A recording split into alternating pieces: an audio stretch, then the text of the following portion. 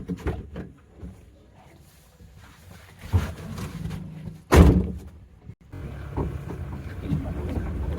Guys, welcome back. स्वागत है आपका चैनल में एक बार फिर। दोस्तों, अभी हाल ही में नेपाल के जंगलों से निकलकर एक 11 से 12 साल का बूढ़ा बाघ, कमज़ोर बूढ़ा बाघ बिहार के वेस्ट चंपारण के इलाके में आ गया और उसने खेतों में मौजूद मथुरा महतो जी पर हमला कर दिया, जो 65 साल के बुजुर्ग व्यक्ति थे। और अनफॉर्चुनेटली उनकी जान चली गई है इस इंसिडेंट में। और फिर जब डिपार्टमेंट के लोग वहां पहुंचे तो एक टाइगर ट्रैकर शव के पास जा रहे थे, तभी वो जो टाइगर था वहीं करीब में बैठा था और उसने उनके ऊपर भी हमला कर दिया। अब ये इंसिडेंट के बाद उस इलाके में सनसनी फैल गई और डर और खौफ का माहौल जो था वो चरम पर था। तो इसी चीज़ को देखते हुए डिपार्टमेंट ने अगले 24 घंटे के अंदर ही बचाव कार्य शुरू किया और उस टाइगर को जो है पकड़ लिया गया, ट्रैंकुलाइज करके।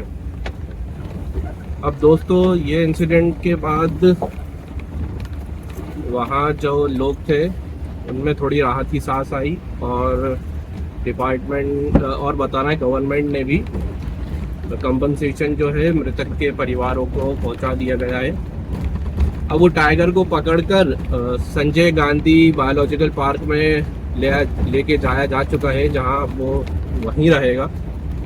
और ये एक दुखद घटना थी, बट स्विफ्टली ही डिपार्टमेंट के द्वारा जो है उसको पकड़ा गया और जल्द ही ये टल गया खतरा। और बट दोस्तों, ये टाइगर जो था ये एक बूढ़ा टाइगर था, कमज़ोर टाइगर था, वो एक कंफ्यूज टाइगर था, जिस वजह से उसने ये एक घटना उसने की है, जो कि बहुत अनफॉर्चुनेट है।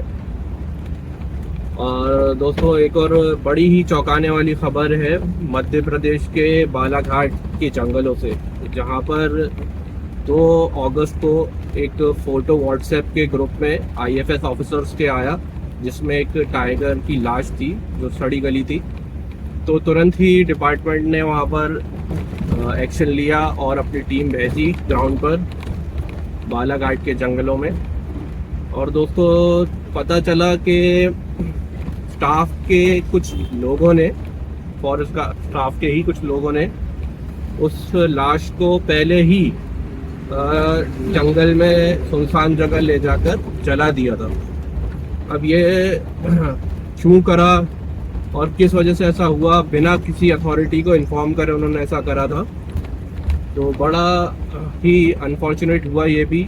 लेकिन फिर डिपार्टमेंट ने तुरंत ही एक्शन लिया इस पर और जो डिविजनल ऑफिसर हैं उनके ऊपर भी कार्रवाई चल रही है, अभी ऑन गोइंग है। और इसी मामले में जो है लगभग 2 लोगों को सस्पेंड कर दिया गया है और कुछ गिरफ्तारियां भी हुई हैं। तो देखिए, जब ऐसा होता है, डिपार्टमेंट अपने ही लोगों पर जब कार्रवाई करता है ऐसे सिचुएशन में, तो इससे एक उम्मीद बनती है टाइगर्स के लिए। और सिर्फ शिकारियों को ही पकड़ना ज़रूरी नहीं है, हमें करप्शन से भी डील करना होगा।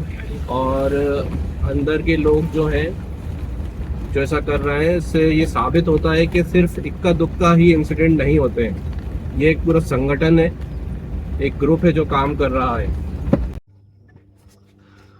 हाँ तो दोस्तों, अभी आसाम में 2024 में एक एंटी पोचिंग कैंपेन शुरू किया गया था, जिसका नाम था ऑपरेशन फैल्कन। और इसमें अभी पता चल रहा है कि 42 सस्पेक्टेड पोचर जो हैं तो उनको अरेस्ट किया गया है, जिसमें पता चल रहा है कि 6 जो ट्रैफिकर गैंग्स हैं उनका एक्सपोज किया गया है, जो इनके तार जो हैं अक्रॉस द बॉर्डर म्यांमार तक जुड़ते हैं। तो ये एक बड़ी उपलब्धि है आसाम की डिपार्टमेंट द्वारा। आसाम के पुलिस डिपार्टमेंट और फॉरेस्ट डिपार्टमेंट ने मिलके जो उनका इंटेलिजेंस था जिसने ये काम करा है, जैसे मैंने बताया आपको, 2024 में एक राइनो के कोचिंग के बाद, शिकार के बाद, शिकारियों ने जो किया था उसके बाद ये ऑपरेशन चालू किया गया था, स्टार्ट हुआ था ऑपरेशन फैल्कन। और उसके बाद से 9 इंसिडेंट्स को टाला गया है जिसमें कोचिंग करने की कोशिश की गई थी कोचर्स द्वारा। दोस्तों ये एक बहुत संगठित काम है कोचिंग, और इसमें बहुत हाई लेवल के लोग भी इन्वॉल्व रहते हैं कई बार। और जो इंसिडेंट्स बार बार कोचिंग के हो रहे हैं, जैसे कि अभी मध्य प्रदेश पे हुआ और छुपा दिया गया, ऐसे बहुत इंसिडेंट्स होते हैं दोस्तों जो पता ही नहीं चलते, अक्सर जंगल में दबा दिए जाते हैं।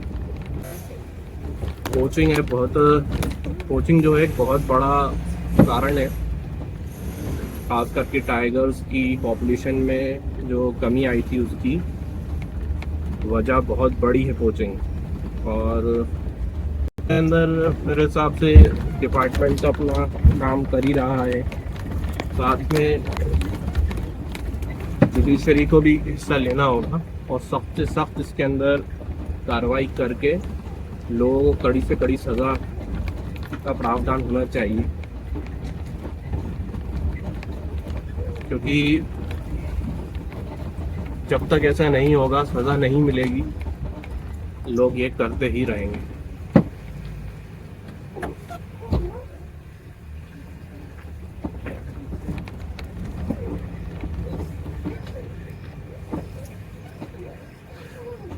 और दोस्तों छोटा मटका की सिचुएशन जो है वो पहले से भी बुरी है, अभी कुछ भी सुधार नहीं हो रहा है उसकी सिचुएशन में। और अब शायद वक्त आ गया है कि जब डिपार्टमेंट को आके इंटरवीन करना होगा और उसका इलाज करना होगा, क्योंकि वो बिल्कुल भी अपना पैर ज़मीन पर नहीं रख पा रहा है। जो कुछ भी उसका इम्प्रूवमेंट हो रहा था वो भी पहले डिपार्टमेंट ने उसको पकड़ा था, ट्रैंकुलाइज करा था, उसका ट्रीटमेंट करा था, तब उससे इम्प्रूवमेंट हुआ था काफ़ी। बट जब से वो उसने कैटल किल कराए, 4 कैटल्स पर अटैक कराए, उसके बाद से छोटा मटका की सिचुएशन दोबारा नहीं सही हो पाई है। और अभी एक हैशटैग भी शुरू किया गया है कुछ लोगों के द्वारा, सेव छोटा मटका, हैशटैग सेव छोटा मटका। तो आई होप छोटा मटका जैसा लेजेंडरी टाइगर वो ठीक हो जाए दोबारा और अपने टेरिटरी पे रूल करे, क्योंकि उसको सिर्फ इंजरी से ही नहीं दोस्तों, उसकी जो अभी टेरिटरी में दूसरे टाइगरों की मौजूदगी से भी उससे अब बहुत बड़ा खतरा हो गया है। वो जो मोगली उसका जानी दुश्मन आप कह सकते हैं, मोगली और वो बहुत पुराने दुश्मन है। मोगली भी एक टाइगर है जो कोर एरिया में रहता है, जिससे छोटा मटका की 2 बार फाइट हो चुकी है, जिसमें पहली फाइट में छोटा मटका को उसने जो स्कार दिया है, जिससे वो बहुत ज़्यादा फेमस भी हुआ है एक्चुअली में, जिससे उसका आप देख सकते हैं कि साइड का एक होंठ का हिस्सा गायब है और उससे उसका कैनाइन दिखता है, वो मोगली ने ही उसको दिया था। बट फिर छोटा मटका दोबारा लौट के आया था और फिर उसने मोगली को हरा दिया था। और आपको पता है टाइगर्स रिवेंज लेने में कितने एक्सपर्ट होते हैं, रिवेंज लेने में, रिवेंज वो ज़रूर लेते हैं अगर पॉसिबल हो। और इसके साथ ही 2 और टाइगर्स, वीरभद्रा और बल्ली नाम के टाइगर्स भी उसके एरिया में देखे गए हैं। तो बहुत ज़रूरी हो गया है कि छोटा मटका अब दोबारा रिकवरी जल्द से जल्द करे और अपनी टेरिटरी को डिफेंड कर पाए, क्योंकि अभी वो बिल्कुल भी लायक नहीं कि वो डिफेंड कर पाएगा खुद को। इवन वो भी अब अवॉइड कर रहा है अपने रास्ते, मेन जो रास्तों पर चलता था वो थोड़ा सा नए रास्ते लेने की कोशिश कर रहा है।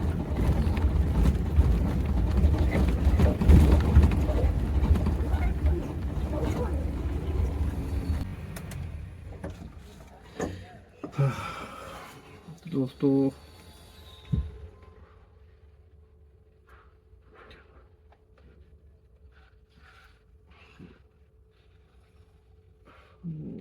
मध्य प्रदेश अभी आप उसे टाइगर कैपिटल कह सकते हो, और मध्य प्रदेश सिर्फ टाइगर कैपिटल ही नहीं है, एक्चुअली में ये बिग कैट कैपिटल आप कह सकते हो, क्योंकि यहाँ पे सबसे ज़्यादा टाइगर्स हैं, सबसे ज़्यादा लेपर्ड्स हैं, इवन चीताज भी।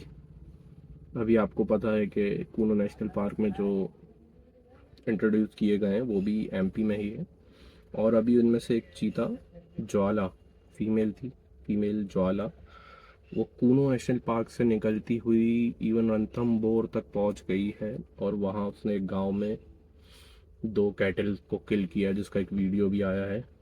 अगर हुआ तो मैं आपको वीडियो में लगा दूंगा, देख सकते हैं गांव वालों के सामने उनके कैटल को उसने किल किया है।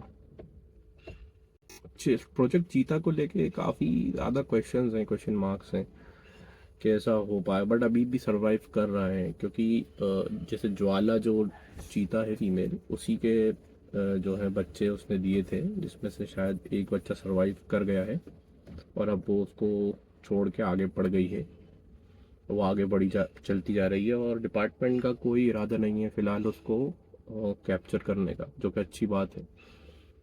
क्योंकि वो लगभग कूनो से 80 किलोमीटर का अपना सफ़र पूरा करा है। देखिए tigers, leopards, चीताज, Lions, even elephant, इनको हम बांध कर नहीं रख सकते। उनको, इनके लिए कोई बाउंड्रीज नहीं है। हमारे लिए बाउंड्रीज है कि मध्य प्रदेश है, उत्तर प्रदेश है, महाराष्ट्र है, ये कूनो नेशनल पार्क है, ये रणथंभौर है, उनके लिए नहीं है। इवन हम उनको नाम दे देते हैं, छोटा मटका और बजरंग, और ऐसे हम नाम देते हैं, उनको नहीं पता उनके नाम क्या है। बट और हम उनको उसी नज़रिए से देखते हैं। ये समझना ज़रूरी है कि टाइगर्स खुद में एक इंडिपेंडेंट, या फिर दूसरे भी जानवर जो हैं वो खुद में इंडिपेंडेंट होते हैं, उनको आज़ादी ही पसंद होती है, और वो फ्रीली रोम करना चाहते हैं। ये टेरिटरीज़ जो है, स्पेशली जो प्रेडेटर्स होते हैं, टेरिटरीज़ बना के रहते हैं, तो इनको टेरिटरी खोजनी रहती है, आगे बढ़ते जाते हैं, आप उनको बांध के नहीं रख सकते। एक फेमस केस हुआ था जरीन टाइग्रेस का, जो वेस्ट बंगाल तक पहुंच गई थी। वो भी काफ़ी चर्चित हुआ था, किसी टाइम डिटेल वीडियो में उसकी भी बनाऊंगा। तो सिचुएशन जो है गाइस वो ऐसी है अभी। ठीक है गाइस, तो जल्दी मिलते हैं नेक्स्ट वीडियो में। और मैं एक चीज़ और आपको बताना चाहूँगा कि अभी मैं एक डॉक्यूमेंट्री पे वर्क कर रहा हूँ टाइगर से रिगार्डिंग, जो ह्यूमन एनिमल कॉन्फ्लिक्ट, या कह सकते हैं आप टाइगर ह्यूमन कॉन्फ्लिक्ट पे वर्क कर रहा हूँ, जिसके अंदर मुझे कुछ वक्त लगेगा उसको पूरा बनाने में। तो मेरा फोकस अभी उसी पर ज़्यादा है, जिसके अंदर आपको काफ़ी डिटेल्ड इन्फॉर्मेशन मिलेगी ह्यूमन एनिमल कॉन्फ्लिक्ट के रीज़न्स, इसका फ्यूचर, और इसका पास्ट, इसकी हिस्ट्री के बारे में, और कुछ पर्टिकुलर टाइगर्स की भी मैं कोशिश करूँगा आपको स्टोरी बता पाऊँ। और अभी मैंने एक वीडियो पोस्ट भी की थी बाजीराव के बारे में, जो कि बाजीराव टाइगर जो था पेंच का था, वो अभी मौजूद है वन विहार के अंदर। और एक और टाइग्रेस यहाँ पे आई थी जो मैनीटर हो गई थी, इसने एक छोटी बच्ची को किल किया था, उसको भी पकड़ के वन विहार ही लाया गया है। भोपाल में ज़्यादातर मैनीटर्स काफ़ी हैं और बढ़ते जा रहे हैं। इनक्लोजर्स में उनका सर्वाइवल रहता, ज़िंदगी पूरी उनकी वहीं बीतती है, जो कि बहुत अनफॉर्चुनेट है। क्या समाधान हो सकते हैं, आप भी मुझे प्लीज़ बताइएगा, जिन पे मैं फोकस कर सकूं ह्यूमन एनिमल कॉन्फ्लिक्ट के रिगार्डिंग। क्या आपको लगता है कि क्या रीज़न्स हैं जिनकी वजह से ये होता है, और इससे बचने के लिए क्या किया जा सकता है हमारे इंसानों द्वारा? क्या हम ऐसा कर सकते हैं जिससे कि लॉन्ग टर्म में इसका हमें फ़ायदा हो, हमें भी और टाइगर्स को भी। थैंक यू सो मच दोस्तों, चैनल पे बने रहने के लिए, और वीडियो को लाइक करिएगा, सब्सक्राइब करिएगा चैनल को, और आप लोगों का सपोर्ट के लिए बहुत बहुत शुक्रिया। अब हम 1 लाख से ज़्यादा हो गए हैं, और इवन 1.25 लाख हैं almost. Thank you so much guys. और जल्दी कोशिश करूँगा आपके लिए अच्छा कंटेंट लेकर आऊँ, और इसी के साथ अपना पैशन भी फॉलो कर पाऊँ। तो मिलते हैं नेक्स्ट वीडियो में। Thank you so much.